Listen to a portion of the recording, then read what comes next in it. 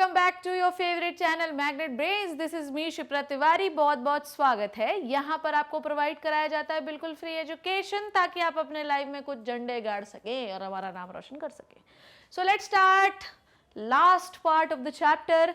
अच्छा, इसको मैं पिछले लेक्चर में भी ले सकती थी पर मैंने नहीं लिया है, क्योंकि मैं ये चाहती हूँ कि अच्छे से सीख लो, क्योंकि इससे सवाल आएगा। ठीक है, वो है respiratory quotient. Respiratory quotient RQ जिसे हम कहते हैं, ये क्या होता है ध्यान से समझना। इसमें it is the volume of CO2 is released and the volume of O2 is taken by the process of respiration.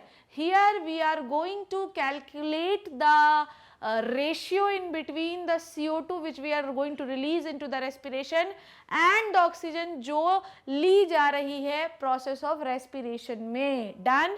अब हम अगर ग्लूकोज को तोड़ते हैं, if we are going to take the glucose into the process of respiration, तो इनका ratio कितना होगा। If we are going to take the fat into the respiration, तो इनका रेशियो कितना होगा। And if we are going to take the protein into the respiration, तो इनका रेशियो कितना होगा, वो आज की क्लास में हम लोग जानेंगे बच्चों। ठीक है, so it is the ratio or the volume of CO2 to be released and the volume, it is the ratio in between the CO2 to be released and the volume of oxygen taken by taken in the process of respiration। ये उनका ratio होता है। ठीक है, सो RQ volume of CO2 evolve निकाला गया and volume of O2 absorb, ठीक है, निकाला गया और लिया गया का रेशियो होता है। ठीक है, value of RQ varies with the substrate. ठीक है, जरूर हर का RQ एक जैसा नहीं होता है, क्योंकि हर का कंबशन जो है वो एक जैसा नहीं होता, हर का ब्रेकडाउन एक जैसा नहीं होता। ठीक है, when the carbohydrate are completely oxidised the value of RQ is unity मतलब 1। ठीक है, in succulent plant, what is a succulent plant बच्चों। सैक्युलेंट प्लांट वो प्लांट होते हैं जो मोटे ताजे होते हैं मेरे जैसे। ठीक, वो एरिड कंडीशन में रहते हैं, पानी को स्टोर कर लेते हैं। इनके साथ परेशानी ये है कि कार्बोहाइड्रेट का कंप्लीट ऑक्सीडेशन नहीं कर पाते, जिससे CO2 बिल्कुल ना के बराबर रिमूव कर पाते हैं। ठीक है, और इसलिए इनका RQ हमेशा 0 रहता है। ये जो है ये नीट पॉइंट ऑफ व्यू से बहुत ज़्यादा इंपॉर्टेंट पॉइंट है कि बताइए कि किन प्लांट्स में कार्बोहाइड्रेट का RQ जो है वो 0 रहता है। तो आपको याद रखना चाहिए, ओपनशिया और ब्रायोफिलम ये दो ऐसे जो है पौधे होते हैं जिनमें प्लांट्स हैं जिनमें CO2 बहुत ही कम नेग्लिजिबल होती है और RQ जो होता है वो 0 हो। ठीक है, चलिए, ब्रायोफिलम तो वैसे समझ नहीं है, तो ऊपर ही पाया जाता है, पर सैक्युलेंट है। ठीक है, नाउ RQ कार्बोहाइड्रेट का देखिए, कार्बोहाइड्रेट का RQ अगर आप देखेंगे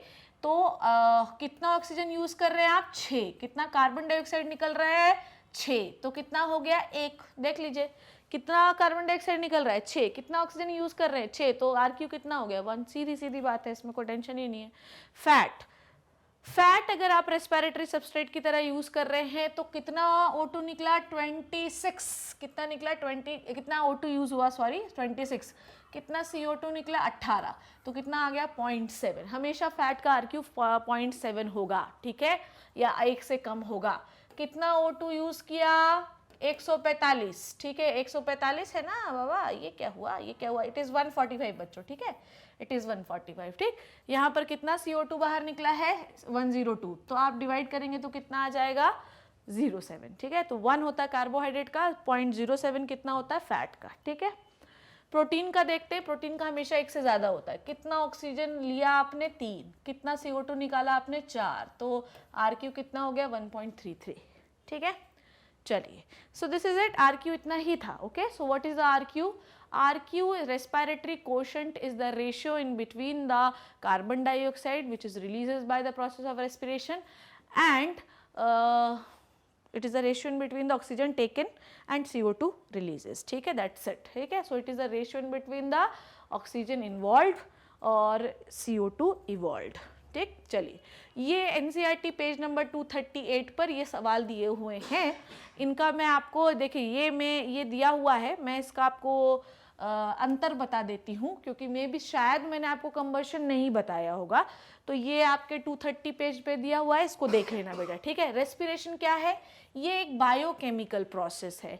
बायोकेमिकल प्रोसेस क्यों कहा आपने? क्योंकि इसमें आपका पूरा एनवायरनमेंट इन्वॉल्व है। दूसरी बात ये है कि आप इसमें गैसेस को एक केमिकल में कन्वर्ट कर रहे हैं, ठीक है। So this is the biochemical process है, ठीक है। ये एक फिजियोकेमिकल प्रोसेस है जिसमें आप कंबशन मतलब किसी भी चीज़ को जलाना, ठीक है। तो इसमें आप क्या कर रहे हैं? It is a physiochemical process, it is a biological process, ठीक है। इसमें आप कोई ऑर्गेनिक कंपाउंड बनाते हैं, पर इसमें आप कोई ऑर्गेनिक कंपाउंड नहीं बना रहे हैं, ठीक है। ये हर लिविंग सेल में होती है, पर ये लिविंग सेल में नहीं होती है। किसी भी कचड़े को आप जलाते हैं, ना कि जब आदमी मर जाता है तो उसको जलाते हैं। लिविंग सेल के अंदर कोई चीज़ जलती थोड़ी है, लिविंग सेल के अंदर तो रेस्पिरेशन होता है। इसमें एटीपी बनती है, इसमें एटीपी नहीं बनती। इसमें जो एनर्जी बाहर निकलती है रेस्पिरेशन में वो एटीपी के फॉर्म में निकलती है। इसमें जो एनर्जी बाहर निकलती है जलने में वो हीट के फॉर्म में निकलती है, ठीक है। इसमें एंजाइम्स आपको चाहिए, जलाने के लिए सिर्फ माचिस चाहिए और पेट्रोल चाहिए, ठीक है। ये एक बायोलॉजिकली कंट्रोल्ड प्रोसेस है। मतलब अगर आपके एनवायरनमेंट में ऑक्सीजन कम ज़्यादा होगी तो फोटोसिंथेसिस का रिएक्शन जो है वो गड़बड़ होगा, रेस्पिरेशन का रिएक्शन गड़बड़ होगा। CO2 जो है कम होगी तो फोटोसिंथेसिस का रिएक्शन बढ़ेगा घटेगा, ठीक है। इस प्रकार से मतलब बायोलॉजी जो एनवायरनमेंट में जैसी कंडीशन रहती है वैसे रेस्पिरेशन बढ़ और घट सकता है। इनको कोई मतलब नहीं है, बस वही आपके पास माचिस हो पेट्रोल हो, चाहे रात हो दिन हो। अच्छा, रात होगी तो रेस्पिरेशन ज़्यादा होगा, फोटोसिंथेसिस नहीं होगा, ठीक है। दिन होगा तो रेस्पिरेशन कम होगा, फोटोसिंथेसिस ज़्यादा होगा। यहाँ तो किसी को भी जलाओ, और ऐसा थोड़ी होता है कि रात में कम जलता है दिन में ज़्यादा जलता है, भाई जलता तो सेम है। It is the uncontrolled process. So this is the difference between the respiration and the combustion, ठीक है। आ गई बात समझ में? चलिए, ग्लाइकोलिसिस और क्रेब साइकिल में डिफरेंस देख लीजिए। ये एक लीनियर पाथवे होता है, ये एक साइक्लिक पाथवे है। ये पढ़ा हम लोगों ने। ग्लाइकोलिसिस सीधा सीधा चलता है, ये सर्कुलर मोशन में चलता है, ठीक है। ये साइटोप्लाज्म में होता है, ये माइटोकॉन्ड्रिया के मैट्रिक्स में होता है, ठीक है। ये ग्लाइकोलिसिस दोनों रेस्पिरेशन में हो सकता है।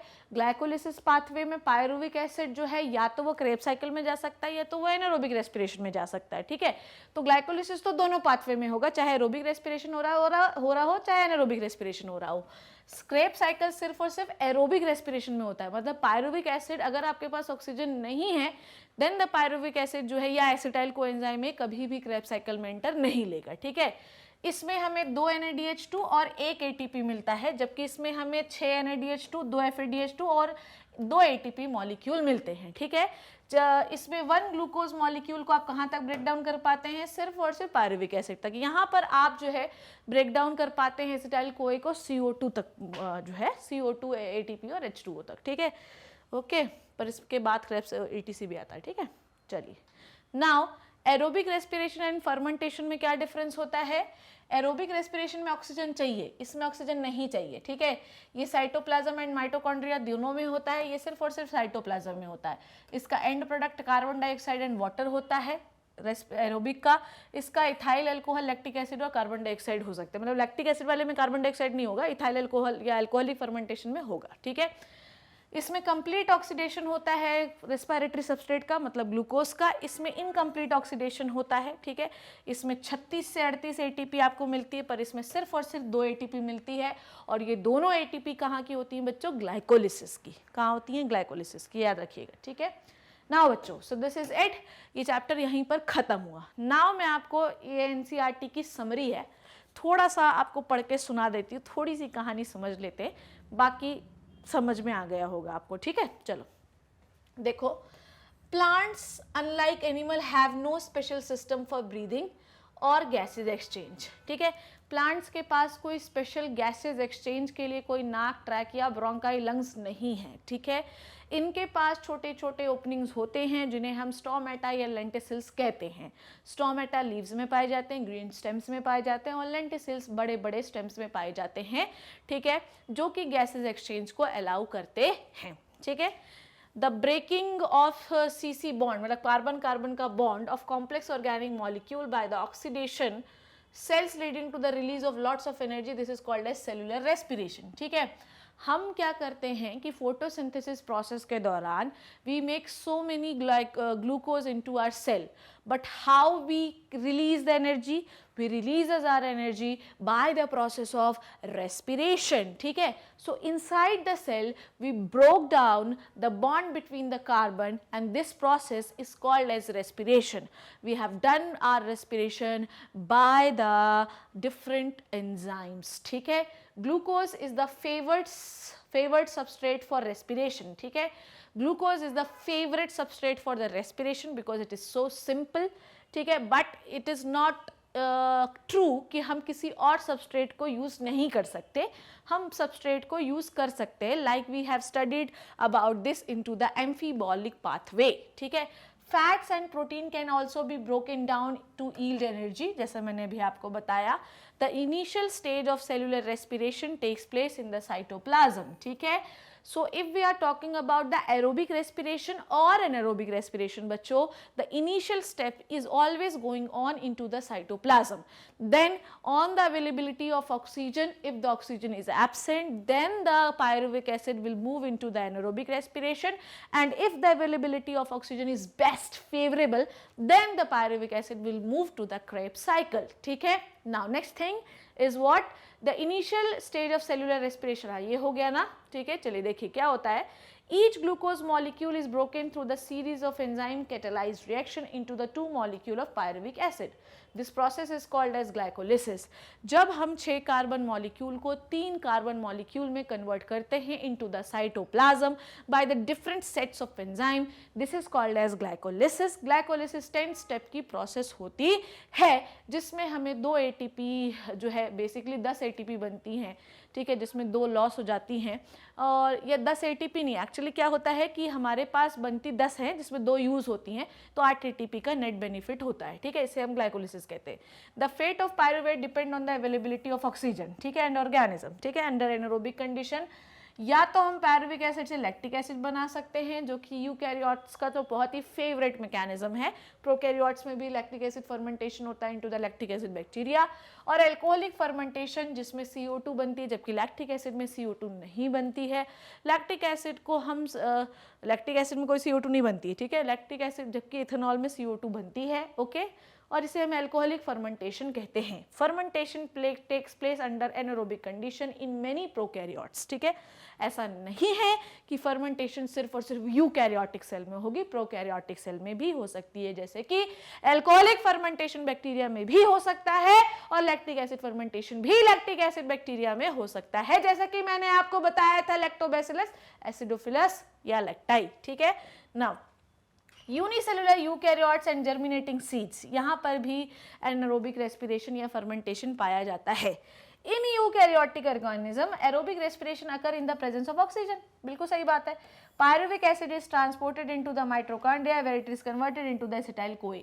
हमको सबसे पहले पायरुविक एसिड को डायरेक्टली जाके हम कन्वर्ट करना शुरू नहीं करते, पहले पायरुविक एसिड को हमें माइटोकॉन्ड्रिया में ले जाते एसिटाइल कोए में कन्वर्ट करना पड़ेगा, जिसमें हम वहां पर 2 NADH मॉलिक्यूल बनाते हैं. Then acetyl CoA will enter into the Krebs cycle. Acetyl CoA बन कहाँ रहा है? माइटोकॉन्ड्रिया में ही बन रहा है. ठीक है, और उसके बाद जो है हमें क्या करना है, वहीं पर जहां पर हम एसिटाइल कोए बना रहे हैं वहां पर एक CO2 रिलीज होती है. Then acetyl CoA enter into the tricarboxylic acid cycle. Why it is called as tricarboxylic acid cycle? Tricarboxylic acid cycle हम इसलिए कह रहे हैं क्योंकि क्रेब्स साइकिल का पहला जो प्रोडक्ट होता है उसमें 3 कार्बोक्सिलिक एसिड पाए जाते हैं, इसीलिए हम इसे ट्राइकार्बोक्सिलिक एसिड साइकिल कहते हैं. ये कहानी कहाँ होती है? ये कहानी होती है मैट्रिक्स ऑफ माइटोकॉन्ड्रिया में. इसमें हमारे पास 3 NADH बनते हैं, 2 FADH2 बनते हैं और 2 ATP बनते हैं, 2 ATP. ठीक है, in the form of GTP. ठीक है, the energy in these molecule as well as in the NADH synthesized during the glycolysis are used to synthesize ATP.